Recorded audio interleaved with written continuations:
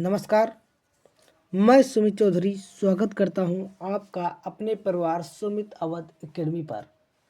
साथियों, जैसे कि आपको पता है आपका केमिस्ट्री का एग्ज़ाम 25 फरवरी 2026 को है। इसी को देखते हुए सुमित सर यह वीडियो लेकर आए हैं। आपके केमिस्ट्री के पेपर में पार्ट फर्स्ट से ज़्यादातर न्यूमेरिकल, पार्ट सेकंड से डायनेमिक रिएक्शन क्या होता है, जब कैसे प्राप्त करोगे, इस टाइप के क्वेश्चन आते हैं। उसी को देखते हुए सुमित सर पार्ट फर्स्ट से 10 से अधिक इम्पोर्टेंट न्यूमेरिकल, पार्ट सेकंड से और फर्स्ट दोनों को मिलाकर कह सकते हो 5 से 6 लॉन्ग क्वेश्चन लेकर आए हैं जो कि एग्जाम में आ सकते हैं। तो अगर टोटल क्वेश्चनों की संख्या देखें तो 20 हैं। तो बच्चे, हम 1 घंटे के मैराथन में इन 20 क्वेश्चनों को आपके माइंड में सेट करके जाएंगे। हाँ सर, आपके माइंड में 20 क्वेश्चन मात्र 1 घंटे में सेट कर देंगे और ये सारे क्वेश्चन इंपॉर्टेंट हैं। और न्यूमेरिकल देखकर भागेगा नहीं, क्योंकि एग्जाम में न्यूमेरिकल करना होगा। 25 से 26 नंबर के न्यूमेरिकल ही आते हैं। कुछ न्यूमेरिकल होते हैं जो अथवा में होते हैं, आप उनको छोड़ देंगे, लेकिन बट बिना अथवा वाले तो छोड़ेंगे नहीं। तो मैं न्यूमेरिकल को आसानी से बताऊंगा, आप कर सकते हैं, क्योंकि केमिस्ट्री के न्यूमेरिकल आसान होते हैं। तो साथ ही क्लास को स्टार्ट करता हूं।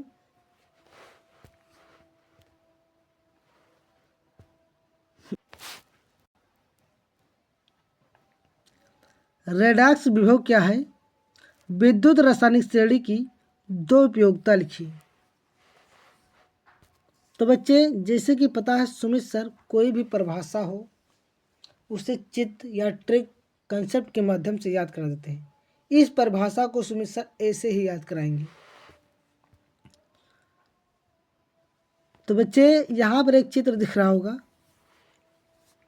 एग्जाम में इस चित्र को नहीं बनाना है, सिर्फ परिभाषा को याद कराने के लिए बनाया हूँ। तो बच्चे, डेनियल सेल है, और कोई भी सेल होता है या कोई बैटरी बोल सकते हो।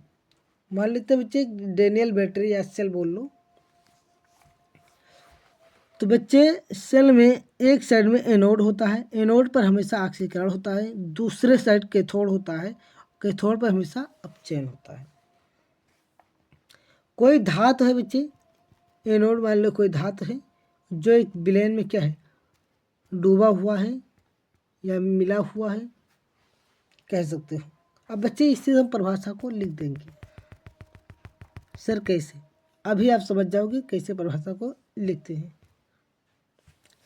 तो बच्चे बताओगे किसी सेल में, बच्चे क्या है, कोई सेल है, तो बताओगे बच्चे किसी सेल में ऑक्सीकरण, क्योंकि एनोड और कैथोड होता है, तो किसी सेल में ऑक्सीकरण व अपचयन। तो ऑक्सीकरण अपचयन क्या है, एक अपक्रिया है। तो कहोगे किसी सेल में ऑक्सीकरण व अपचयन अभिक्रियाएं होने पर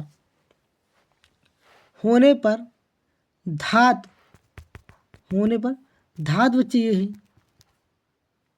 तथा विलयन, बच्चे में जो लिक्विड भरा उसे विलयन बोला गया है। धातु तथा विलयन के मध्य, इनके मध्य क्या साम स्थापित हो जाता है। और इस साम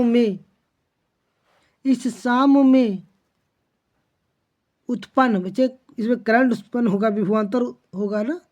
तो बच्चे, इस साम में उत्पन्न विभवांतर को रेडॉक्स विभव कहते हैं। क्लियर बच्चे? नहीं याद हुआ? एक बार फिर से देखिएगा।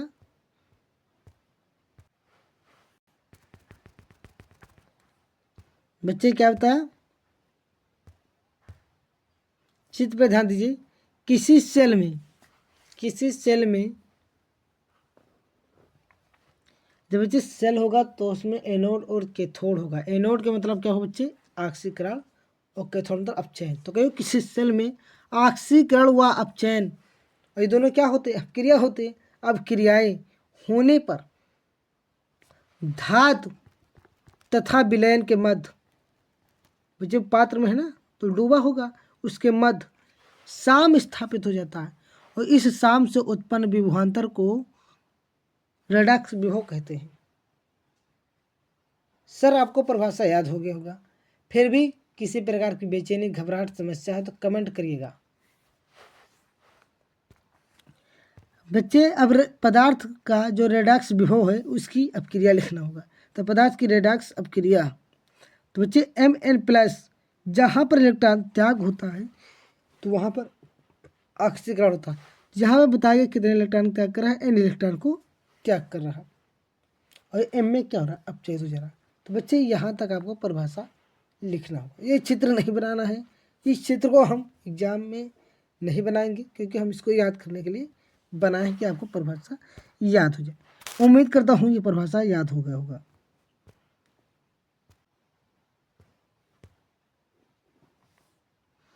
अब हेडिंग बनेगा विद्युत रासायनिक श्रेणी की दो उपयोग लिखिए।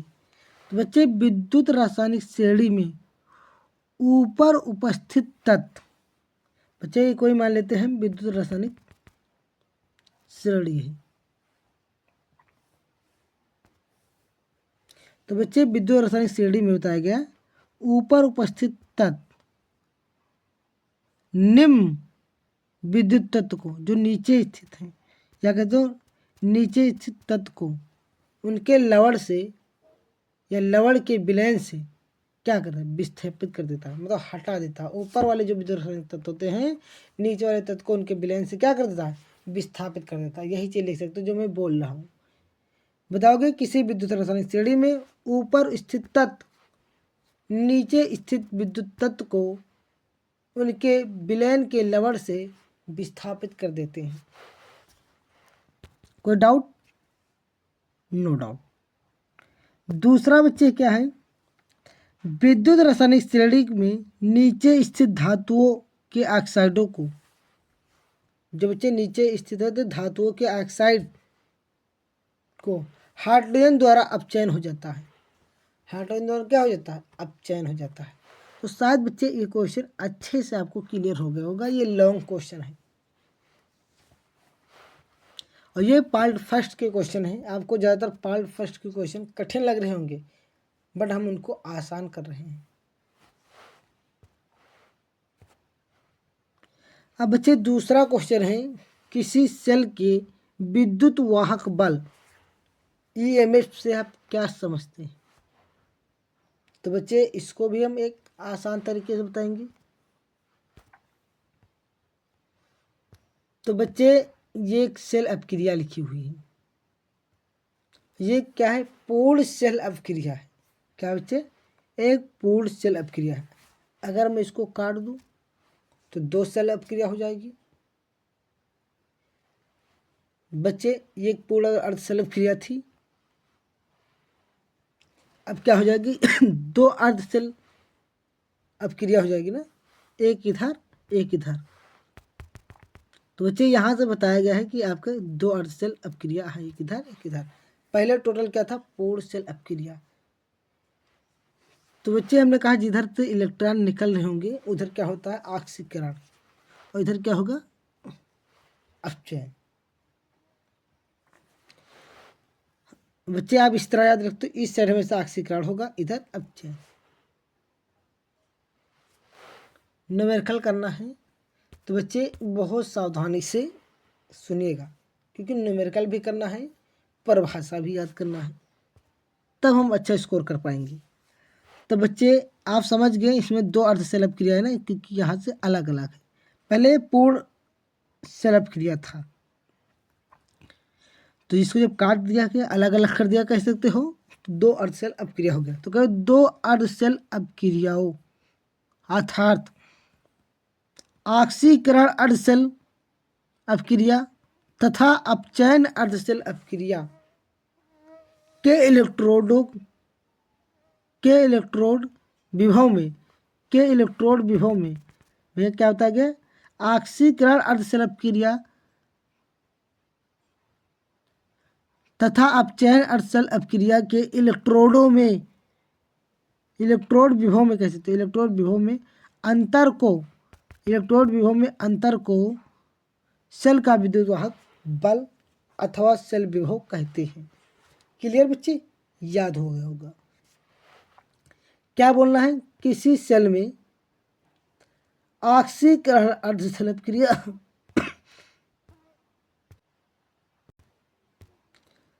ऑक्सीकरण अर्ध सेल अपक्रिया अपचयन अर्धशेल अपक्रिया के इलेक्ट्रोडों में अपक्रिया के इलेक्ट्रोडों में अंतर को, जो उनका अंतर है, सेल का विभव या विद्युत वाहक बल अथवा सेल विभव कहते हैं।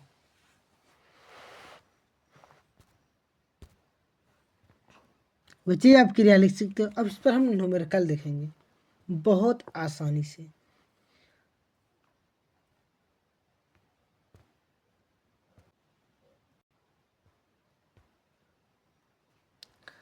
तो बच्चे यहाँ पर आपको ये क्वेश्चन दिया गया, यहाँ तक बच्चे आपको क्वेश्चन है। तो बच्चे आपको आसानी से समझना है, कुछ कंसेप्ट को आप याद कर लो। न्यूमेरिकल बहुत आसानी लगा लोगे। इस टाइप का न्यूमेरिकल जरूर एग्जाम में देखने को मिलेगा। तो बच्चे हमने कहा है जो यहाँ इलेक्ट्रोड होता है, इधर का साइड क्या होगा आपको याद करना है, एनोड होता है। वो एनोड पर क्या होता है, अपचयन। बच्चे एनोड पर ऑक्सीकरण होता है, सॉरी, इधर क्या है बच्चे, एनोड, और इधर क्या होता है, कैथोड। बस बच्चे थोड़ी सी बातें आपको ध्यान रखना है। हमने क्या था बच्चे, इधर आपको एनोड बोलना है, एनोड पर क्या होता है, ऑक्सीकरण, और इस साइड आपको कैथोड बोलना है, इधर क्या होता है, अपचयन। बच्चे ईएमएफ का मान ज्ञात करना है। तो बच्चे ईएमएफ मतलब होता है विद्युत वाहक बल। तो बच्चे यहाँ पर जो यहाँ पर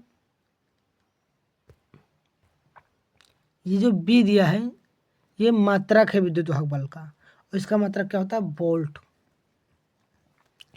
तो जब भी बच्चे ईएमएफ ज्ञात करना होगा तो आपको एक फार्मूला याद रखना है बस, ई सेल बराबर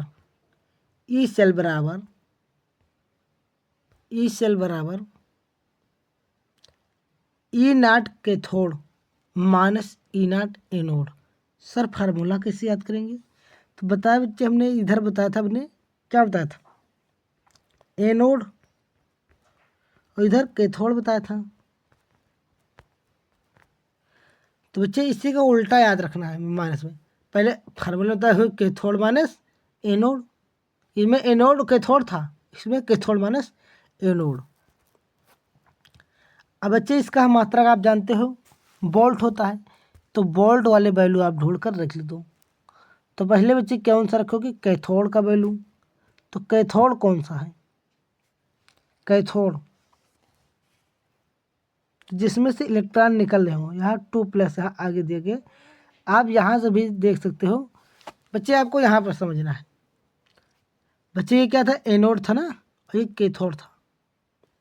तो कैथोड क्या था, कॉपर वाला। तो बच्चे पहले हम कॉपर वाली वैल्यू रख देंगे। तो कॉपर वाला वैल्यू बच्चे यहाँ पर है। बच्चे पहचाना यही से है, नहीं गलत कर दोगे। तो बच्चे कॉपर वाला वैल्यू, कॉपर देखकर कॉपर यहाँ लिखा ना बच्चे, तो एनोड वाला वैल्यू रख दिया 0.34। अब बच्चे फार्मूले माइनस है, और एम जी को क्या बताया था बच्चे, एनोड बच्चे ये है 200, वैल्यू आपको रखना वोल्ट वाली ही, तो ये प्लस, तो आपका 2.71 आपका आ जाएगा जोड़ने पर। बच्चे एक बार यहाँ पर समझ लीजिए, है तो बहुत ही जी। बच्चे आप यहाँ से पहचानोगे एनोड और कैथोड। तो इधर वाला एनोड होता है, इधर क्या होता है, कैथोड। बच्चे कैसे एग्जाम में याद रखोगे, तो बच्चे यहाँ पर जो वैल्यू लिखा होगा नीचे भी वही वैल्यू लिखा होता है, ऊपर से पहचानेंगे लेकिन मान हम यहाँ का रखेंगे।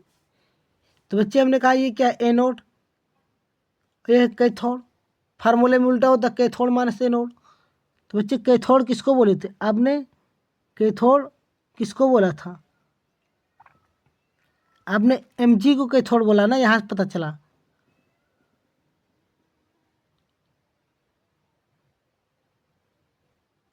और एनोड किसको बोले थे, कॉपर को। नहीं बच्चे कैथोड तो आपने, एक मिनट बच्चे, आपने इसको क्या एनोड बोला है, कैथोड आपने क्या किस कॉपर को बोला है? तो बच्चे आपका Mg क्या है? एनोड है, तो ये आपका एनोड होगा और ये क्या होगा? कैथोड। क्योंकि anode anode, cathode copper, copper cathode, बस कोई दिक्कत नहीं। फार्मूला लगा दे। कैथोड कौन सा है? ये हमने बताया। एनोड कौन सा है? ये, क्योंकि एनोड Mg है ना, मान रख दिया, आपका आंसर आ गया, कोई दिक्कत। अब क्या कर देंगे बच्चे, टाइम लग रहा होगा बट आपको समझाने के लिए बताया जा रहा है इतना कि आप एग्जाम में इसको करके ही आइएगा, क्योंकि अब मैं जानता हूँ ये सवाल आएगा ज़रूर। तो बच्चे आपको लास्ट में फिर लगाना होगा निर्णय समीकरण के अनुसार। ये फार्मूला आपको याद होना चाहिए, ये फार्मूला आपको याद होना चाहिए। तो फार्मूले में क्या होता है? फार्मूले में क्या होता है बच्चे? एनोड अपान कैथोड, एनोड अपान कैथोड। तो एनोड हमारा क्या था? Mg था। कैथोड क्या था? ये एनोड और ये कैथोड। एनोड क्या था? Mg। कैथोड क्या था? कॉपर। तो बच्चे ऐसे यहाँ आप याद रखो, यहाँ भी इस तरह भी लिख दो, एनोड अपान कैथोड। अब बच्चे यहाँ पर आपको जो ऊपर वैल्यू दिए गए हैं यहाँ वाला रखना होता है। हमने उन वैल्यू को यहाँ पर पुट कर दिया। तो बच्चे हमने आपको कई वीडियो की नंबर करता था, अगर दशमलव में इसको उठा के यहाँ लगा दूँ तो पीछे दशमलव नहीं पढ़ा जाता। जैसे 0.1 लिखा है, इस दशमलव को मैं यहाँ पर लगा दूँ तो ये दशमलव नहीं पढ़ा जाएगा, बट जितने अंक पीछे को ले जाओगे उतने पावर माइनस में आ जाएगा। तो आप एक अंक पीछे लगे तो एक माइनस का हो जाएगा। तो बच्चे वही लिखा गया है, यहाँ पर नीचे देख सकते हो, एक पावर माइनस का कट जाएगा। फार्मूला हमने क्या था बच्चे? एनोड अपान कैथोड रख दिया। लोग एक आ गया, लोग एक का मान 0 होता है, 0 से इस इतने नंबर को गुणा करेंगे तो पूरा 0 हो जाएगा, 271 बच जाएगा। और इस सेल का मान आपने यहाँ से पुट कर दिया बच्चे। ये मान ऑलरेडी जो 2 कहाँ रखे, जो ऊपर दिखता है 2 वही रख देते हैं। कोई डाउट? नो डाउट, एकदम आसानी से न्यूमेरिकल आप सीख गए। भले कुछ टाइम लग रहा है बट 1 घंटे में आपको हम 20 क्वेश्चन करा कर ही जाएंगे। लास्ट में कुछ फास्ट हो जाएगा क्योंकि आपके 3 क्वेश्चन हो चुके हैं। तो बच्चे 3 क्वेश्चन आपके 15 मिनट में हुए हैं, बट मैं लास्ट में इसको थोड़ा फास्ट करूँगा। अभी यही सवाल आप तुरंत कर ले जाओगे।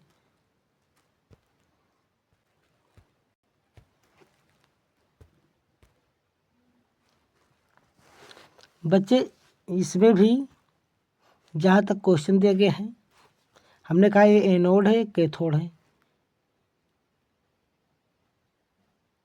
तो बच्चे एनोड आपका कहाँ पर दिया गया है? ये Zn वाला एनोड होगा और कॉपर वाला क्या होगा? कैथोड होगा। फार्मूला क्या था? Cathode minus anode. तो कैथोड का वैल्यू आप रख दोगे, एनोड का वैल्यू ये है, माइनस में प्लस 1.1 आ जाएगा। आपने एनोड अपान कैथोड फार्मूला यहाँ लिख दिया, यहाँ याद रखना एनोड का या Zn, और ये वही आगे लिख दो, कोई दिक्कत नहीं। तो बच्चे दोनों का मान 1-1 है, देख सकते हो आप, 1-1 है। यहाँ पर भी बच्चे 1 दिया है। थोड़ा बच्चे कलर चेंज कर लूँ तो रेड ले लेता हूँ कलर।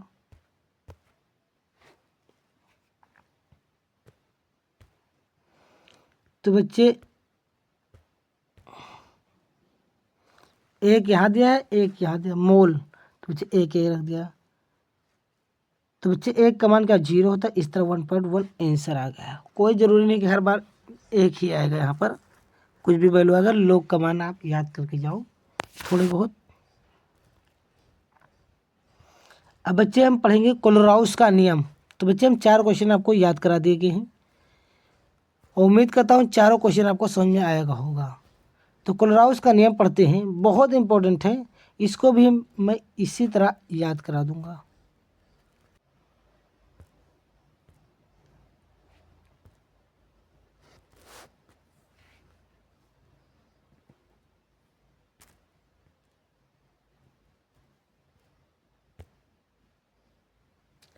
कोलोराउस का नियम, तो बच्चे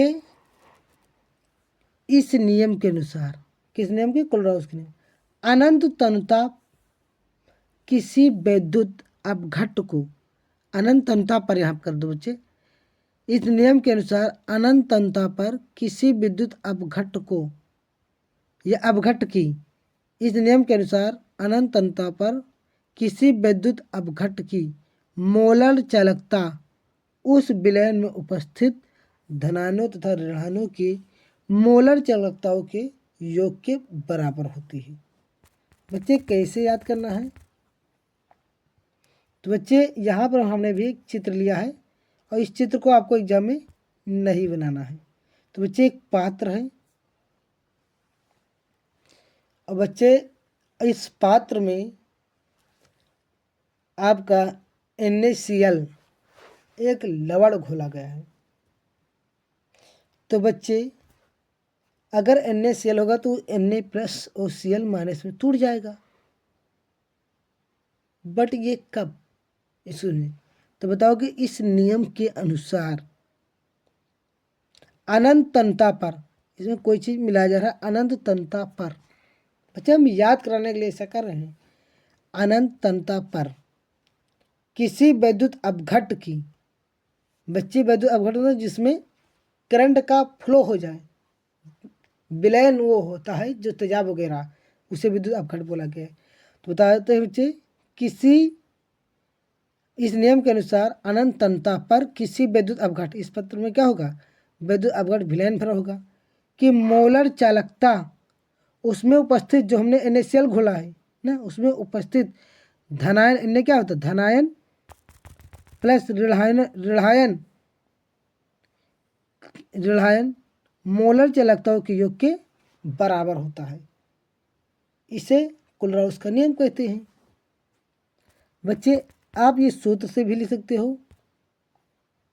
बताओगे इस नियम के अनुसार अनंत तन्यता पर किसी विद्युत अपघट्ट में धनायनों तथा ऋणायनों के मोलर चालकताओं के योग के बराबर होता है। ये फार्मूला आपको याद रखना है कोलराउस का, ये भी लिखना होगा। तो लैम्डा m इनफिनिट के बराबर कह सकते हो, पॉजिटिव इसे पढ़ा जाएगा, और lambda naught infinite plus negative lambda naught infinite. तो ये आपका बच्चे फार्मूला हो जाएगा। इस फार्मूले को आपको एग्जाम में याद रखना है।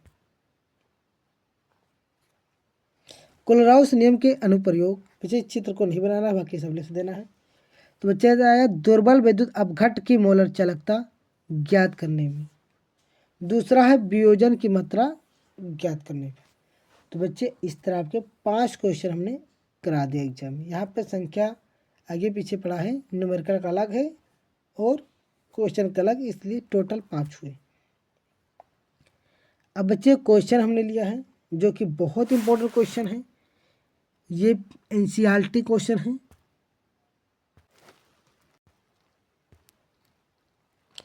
तो बच्चे 0.00241 m, इसे मोलरता पढ़ सकते हो, मोलरता और सांद्रता दोनों पढ़ा जा सकता है। एसिटिक अम्ल की चालकता इतना, चालकता मतलब कप्पा, इसकी मोलर चालकता का प्रकलन कीजिए। मोलर चालकता मतलब डेल्टा MC की गणना करना है। तो बच्चे पहले इतने क्वेश्चन को हम हल कर लेते हैं।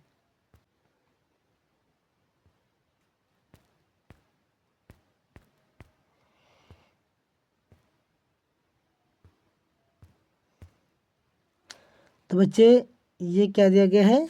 C दिया गया है 0.0241। अगर बच्चे हमने कहा था ऐसे लिखा 0.00241, अगर मैं इस पॉइंट को उठाकर यहाँ पीछे लगा दूँ तो ये पॉइंट नहीं पढ़ा जाएगा। कितना अंक पीछे लगे? 5, तो 10⁻5 हो जाएगा। तो बच्चे वही चीज़ यहाँ पर हमने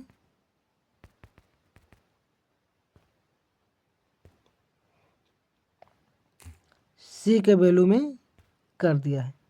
C सांद्रता हमने कहा, मोलरता भी कैसे, तो मोलरता यहाँ पे लिख दिया। कप्पा का मान बच्चे हैं क्योंकि 7 सेंटीमीटर इनवर्स होता है, ऊपर हमने कप्पा का मान लिख दिया। मोलर चालकता ज्ञात करना है, तो बच्चे आप अपने हिसाब से इसको लिख सकते हो।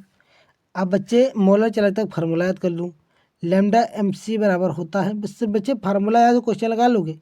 लैम्डा एम सी बराबर होता है के गुणे 1000/सी। के का मान बच्चे रख दिया गया है यहाँ से, और सी का मान बच्चे हमने यहाँ से रख दिया गया। सी का मान हो गया, के का हो गया, ऊपर 1000 कर दिया गया। अब इसको हम सॉल्व करते हैं, तो बहुत इजी है इसको सॉल्व करना। पावर तो बच्चे पावर कट जाएगा, 3 अंक बाद बच्चे पॉइंट लगा है, 1000 कट जाएगा, पॉइंट 3 अंक है तो बच्चे पॉइंट हटाओगे तो 3 जीरो इधर के कट जाएंगे। अब बच्चा 78 96/241 भाग कर दो बच्चे, आपका आंसर आ जाएगा। अब बच्चे आपसे पूछा है वियोजन स्थिरांक। बच्चे लैम्डा एम का मान दिया गया है, आपने लैम्डा एम सी का मान निकाल लिया। बच्चे लैम्डा एम का मान देकर आपसे वियोजन स्थिरांक पूछ लिया है। वियोजन स्थिरांक, वियोजन स्थिरांक को कहते हैं बच्चे अल्फा। तो बच्चे इसको समझने से पहले आप वियोजन स्थिरांक का फार्मूला समझ लो, तब और इजी हो जाएगा। तो बच्चे वियोजन स्थिरांक का जो फार्मूला होता है कप्पा होता है। बच्चे वियोजन को अल्फा दिखाते हैं और स्थिरांक का क्या होता है कप्पा। इसका फार्मूला होता है सी अल्फा स्क्वायर अपन 1/अल्फा। तो बच्चे आपको सी का मान पता है, अल्फा का मान नहीं पता है, तो बच्चे पहले आपको अल्फा निकालना होगा। और लैम्डा का मान भी क्वेश्चन में दिखाया था, ये दिया गया है। तो बच्चे पहले आप अल्फा निकालो तब ये फार्मूला लगाओ। तो अल्फा निकालने का भी एक फार्मूला है, लैम्डा एम सी अपान लैम्डा एम। और लैम्डा एम सी आपने ये निकाला, लैम्डा एम का मान ये। आप एक जीरो यहाँ पर बढ़ाओ मतलब कह सकते हो 2 अंक बाद एक जीरो अपने मन से बढ़ाए, पॉइंट हटा दिया। तो बच्चे 32 76 और 39 50 जो है आपका, इससे आप वैल्यू रखोगे तो आपका ये काटने पर ये आ जाएगा। अब बच्चे सी का मान हमने रख दिया, अल्फा का मान हमने यहाँ निकाल लिया, क्योंकि ये जो वियोजन का सूत्र होता है लैम्डा एम सी अपान लैम्डा एम, इसको जब हल करोगे बच्चे ये आंसर आ जाएगा। तो एक बार आप सॉल्यूशन कर लीजिएगा। तो बच्चे आप ये भी समझ गए वियोजन कैसे निकाला जाता है, लेकिन आपसे वियोजन स्थिरांक पूछा तो के, तो इससे पहले आपको वियोजन निकालना होगा। वियोजन का फार्मूला लैम्डा एम सी अपान लैम्डा एम। बस बच्चे फार्मूला आपको याद है तो क्वेश्चन आसानी से कर ले जाओगे। तो 6 क्वेश्चन आपके कंप्लीट हो गए। 7वां क्वेश्चन स्क्रीन पे दिख रहा है। 298 केल्विन पर 0.20 एम KCl विलयन की चालकता इतने हैं, इसके मोलर चालकता की गणना कीजिए। तो बच्चे ये आपका साइमन सेंटीमीटर इनवर्स होता है, तो क्या होगा कप्पा का वैल्यू है। तो इसका मात्रा भी पूछ सकता है, साइमन सेंटीमीटर इनवर्स विशिष्ट या मोलर चालकता आपको निकालना है। तो कप्पा क्या विशिष्ट चालकता होता है ना बच्चे। और आपको यहाँ एम हमने कहा और सी दोनों का से तो सी भी दिया गया है। और मोलर चालकता फॉर्मूला भी दिया गया लैम्डा एम सी बराबर कप्पा पान 1000/सी। वैल्यू रख दोगे और आपका यहाँ 3 अंक बाद पॉइंट है और यहाँ पर 2 अंक बाद पॉइंट है। तो बच्चे कह सकते हैं यहाँ पर 4 अंक बाद पॉइंट है ना, तो हमने कहा 3 जीरो कट जाएगा, 1 जीरो फालतू है ना बच्चे। तो मान लेते यहाँ पर 1 जीरो बढ़ा लेंगे। कुल मिलाकर आप इसको और आसान करना चाहते हो तो इसको मैं और आसान कर देता हूँ। पहले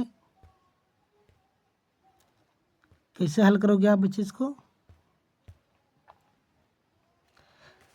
बच्चे ऊपर कितने अंक बाद पॉइंट है 4 अंक बाद पॉइंट है। तो बच्चे यहाँ पर हम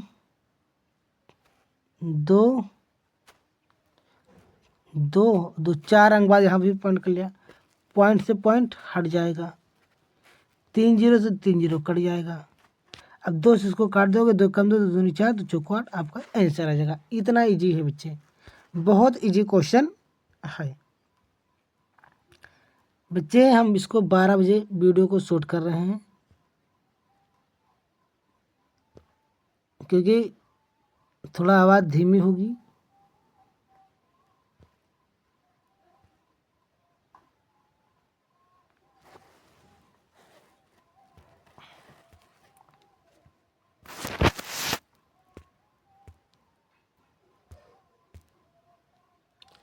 बच्चे क्वेश्चन है अनंत तन्यता पर, एक न्यूमेरिकल और लिया हूँ। अनंत तन्यता पर HCl NaCl और CH3COONA समतुल्य चालकता आपको यहाँ पर इतना इतना दिया गया है। एसिटिक चालकत का अनंत तन्यता पर आकलन किया कीजिए। तो बच्चे जिसका जिसका वैल्यू दिया वही लिख दिया कि समतुल्य चालकता आपको दिया गया है कोलराउस के नियम से। तो बच्चे ऊपर के जो दोनों को हमने क्या कर लिया है, CH3 और HCl, मतलब क्या बच्चे इन दोनों को जोड़कर NaCl से घटा दिया है। बच्चे वही लिखा कि दोनों को योग कर दिया गया लैम्डा लगाकर और इसको घटा दिया गया, आपका आंसर आ जाएगा। तो बहुत इजी न्यूमेरिकल है बच्चे केमिस्ट्री के, आप देखते चलिए और आप अच्छा स्कोर कर ले जाएंगे।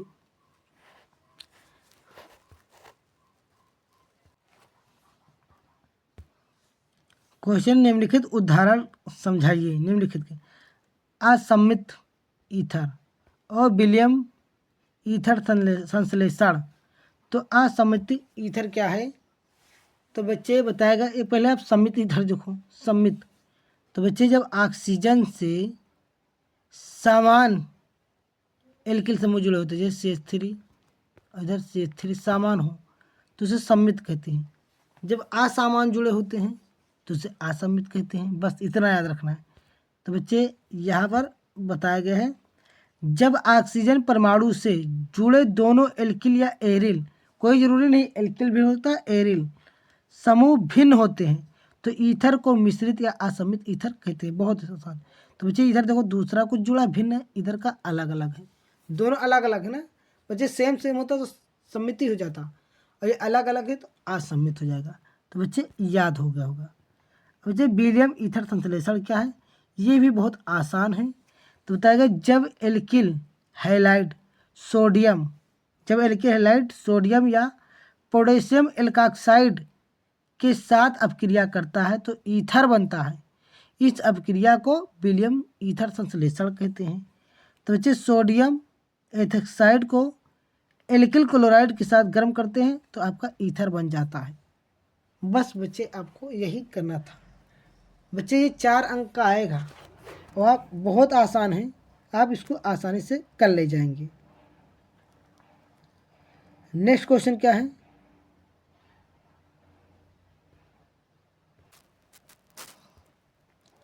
बच्चे लॉन्ग क्वेश्चन, प्रोटीन क्या होते हैं, इनके प्रमुख स्रोत लिखिए, प्रोटीन की प्राथमिक संरचना लिखिए, हमारे शरीर में प्रोटीन के मुख्य कार्य भी लिखिए। तो बच्चे बताएगा प्रोटीन, प्रोटीन नाइट्रोजन युक्त जटिल अणु है।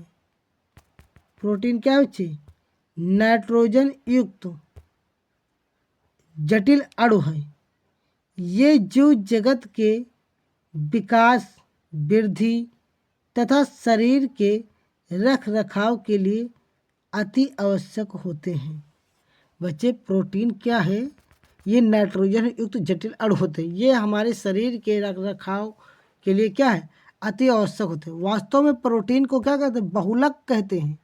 बच्चे वास्तव में क्या होते हैं, प्रोटीन बहुलक होते हैं, अतः इन्हें बहुलीकृत एमिनो अम्ल एमाइड भी कहा जाता है। तो बच्चे प्रोटीन की परिभाषा आपको क्लियर हो गई। प्रोटीन के स्रोत क्या है, तो बच्चे प्रोटीन के मुख्य स्रोत दाल, दूध, पनीर, अंडा, मूंगफली, मांस, मछली आदि है। वजह प्रोटीन की प्राथमिक संरचना भी पूछा है। तो बताएगा किसी प्रोटीन की पॉलीपेप्टाइड में एमिनो अम्ल के जोड़ने का एक विशिष्ट क्रम, कहता है एमिनो अम्लों के जोड़ने का विशिष्ट क्रम प्रोटीन की प्राथमिक संरचना कहलाती है। 1 डिग्री यहाँ लिखा से कहलाता है। प्रोटीन के कार्य क्या होते हैं, प्रोटीन के प्रमुख कार्य निम्नलिखित है या निम्नवत है। पेशियों का निर्माण करना है, पेशियों को मजबूत करना कहते हैं, एंजाइम तथा हार्मोन का संश्लेषण करता है, रक्त शरीर के अन्य द्रवों के पीएच का नियंत्रण करता है। रक्त और शरीर के अन्य जो द्रव होते हैं उनके पीएच के मान का क्या करता है, नियंत्रण करता है। कौन बच्चे, प्रोटीन। अब बच्चे कुछ न्यूमेरिकल हम फिर से इंपॉर्टेंट लिए हैं। तो यहाँ पर बच्चे आपको कुछ फार्मूले याद रखना है, जैसे मोलरता। तो मोलरता को कैपिटल एम से लिखते हैं WA × 1000/MAB। तो बच्चे मोलरता फार्मूला। फिर बच्चे मोललता होता है तो जहाँ पे आयतन है वहाँ पर WB कर देना है। दोनों फार्मूला मैंने इसलिए लिया हूँ कि आपको साथ में याद हो जाए। बहुत ईजी न्यूमेरिकल बच्चे, ईजी से आसान कह सकते हो। तो बच्चे बताया गया है 400 ml विलेन में 7 ग्राम NaOH घुला हुआ विलीन विलेन की मोलरता है।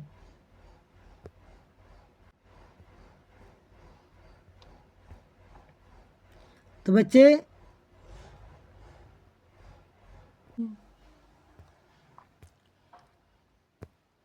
क्वेश्चन दिया गया है 400 ml विलेन में 7 ग्राम NaOH घुला है, विलेन की मोलरता ज्ञात कीजिए। तो बच्चे जिसका मान कम होगा वो होता है WA।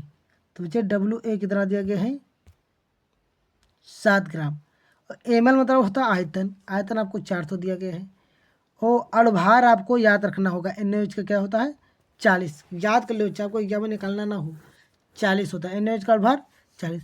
मोलरता का हमने फार्मूला लगा दिया, मान पुट कर दिया गया। WA का मान 7 है और 1000, MA का मान 40, B का मान 400।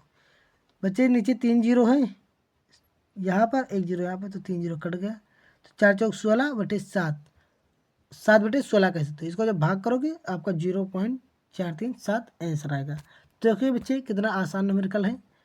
किसी प्रकार की बेचैनी घबराहट समस्या हो तो जरूर कमेंट करें। नेक्स्ट, ये बहुत इंपॉर्टेंट क्वेश्चन है, 2 नंबर में आ सकता है। H2SO4 का एक नमूना 94% W/B है और इसका घनत्व इतने ग्राम ml है। इस विलेन की मोलरता की प्रकलन कीजिए। तो बच्चे आपको एक बात यहाँ पे याद रखना है, जो परसेंट में वैल्यू होता है वो हमेशा WA रख देना है। तो यहाँ 94% WA कर दिया। और बच्चे H2SO का जो अणुभार होता है 98 रख दिया। घनत्व आपको दिया गया बच्चे D का मान रख दिया गया। जब भी बच्चे घनत्व होगा तो वहाँ पर आपको टोटल विलेन का भार निकालना होगा। तो भार बराबर होता है, भार बराबर द्रव्यमान गुणे घनत्व।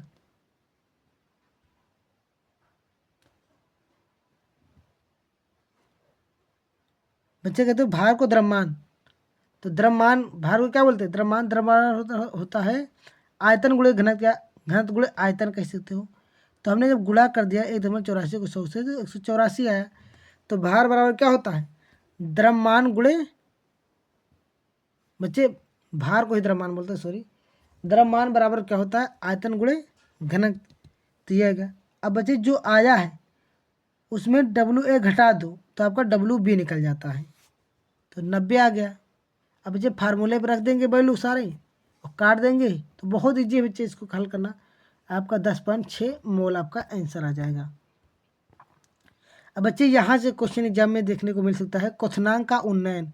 तो बच्चे इसका फार्मूला होता है डेल्टा TB बराबर 1000 गुणे KB गुणे WA/MA/WB।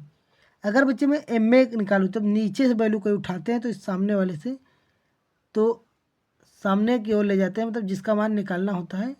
तो बच्चे हमने इसको बहुत अच्छे से समझाया था कि ये क्या होता है, बाहर आ जाएगा MA और उसके बाद ये डेल्टा TB आ जाएगा। तो बच्चे MA का मान निकल जाएगा।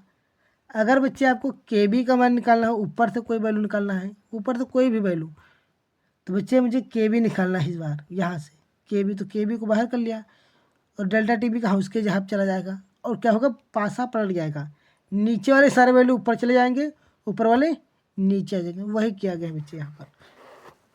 नीचे बदलो, नीचे से वैल्यू उठाओगे तो बदली हो जाएगा, ऊपर से आओगे तो उसके जहाँ वो चला जाएगा, बट आपका साइड चेंज होगा, नीचे वाले ऊपर, ऊपर वाले नीचे हो जाएंगे। तो बच्चे जब भी क्वथनांक दिया होगा तो ये फार्मूला लगेगा। अब मैं कुछ मोस्ट इम्पोर्टेंट न्यूमेरिकलों को समझ लेता हूँ। तो लिखा ग्लूकोज के 12 ग्राम को 100 ग्राम जल में घोला जाता है या घोला है। इस विलेन की क्वथनांक आपको ये दिया गया है, क्वथनांक मतलब डेल्टा TB। जब भी बच्चे पॉइंट में इधर आपको दिया हो, जैसे 100 कुछ भी दिया हो, तो आपको यहाँ पर 100 ही माइनस कर देना होता है। तो बच्चे डेल्टा TB मान हमने यहाँ पर 100 में माइनस करके 0.34 केल्विन में रख दिया है। बच्चे हमने कहा जिसका मान परसेंट में होगा WA होगा जो वैल्यू कम होगा वही WA होगा। तो 12 ग्राम बच्चे यहाँ कम है तो WA हो जाएगा, और 100 ज़्यादा है तो WB हो जाएगा। और ग्लूकोज का अणुभार बच्चे आप याद रखो 180। जितने भी अणुभार है, आप कुछ अणुभार इंपॉर्टेंट उनको याद रखो, वही एग्जाम में आएंगे। अब बच्चे डेल्टा TB मान भी रख दिया, आपसे KB पूछा है तो KB को हमने वही फार्मूले से डेल्टा TB 1000 गुणे से निकाल लिया, उस फार्मूले को याद रखना। और बच्चे इस फार्मूले पुट कर दिया गया, इसको जब हल करोगे तो 3 जीरो ऊपर 3 जीरो कट जाएगा। बच्चे बहुत ईजी है, कुल मिलाकर हल करोगे 0.51 आ जाएगा। हम सलूशन नहीं करेंगे क्योंकि यहाँ पर बहुत आसान गणनाएं हैं, तो आप कर सकते हो।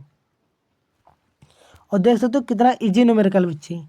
यहाँ पर भी वही है क्वेश्चन नंबर 4। तो बच्चे 3 ग्राम दिया गया तो WA, 50 ग्राम दिया WB, और बच्चे KB का मान आपको यहाँ पर ऑलरेडी दिया गया है। और क्वथनांक आपको 100.51 दिया है, तो आप घटा दोगे तो 0.51 बचेगा। हमने कहा 100 घटा दिया करो। अब बच्चे अणुभार निकालना है ग्लूकोज का, मुझे पदार्थ नहीं दिया गया है, आपको अणुभार निकालना है। तो MA बाहर कर देंगे उसी फार्मूले जो शुरू में बताया था। अब वैल्यू पुट कर 0.51 से 51 कट जाएगा, 1 जीरो जहाँ कट जाएगा, 5 दूनी 10,